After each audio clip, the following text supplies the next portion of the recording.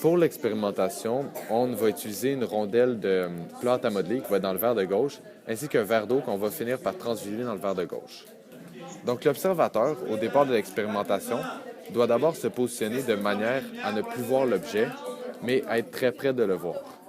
Le styromousse va empêcher de voir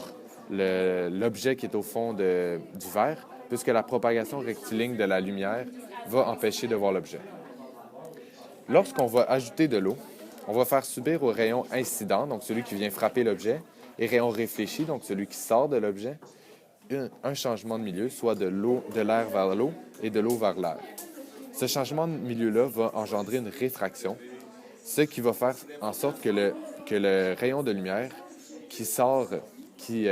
donc le rayon réfléchi, qui sort de l'objet, va changer de direction. Étant donné qu'il change de direction, ce rayon réfléchi-là, on va être en mesure de voir l'objet à la même position qu'on était tout à l'heure, bien qu'on n'ait pas bougé, puisque le changement de direction, lorsqu'on change de milieu, va faire en sorte que le rayon réfléchi va être dévié et on va pouvoir apercevoir l'objet. Cependant, étant donné que le rayon a dévié, le rayon qui vient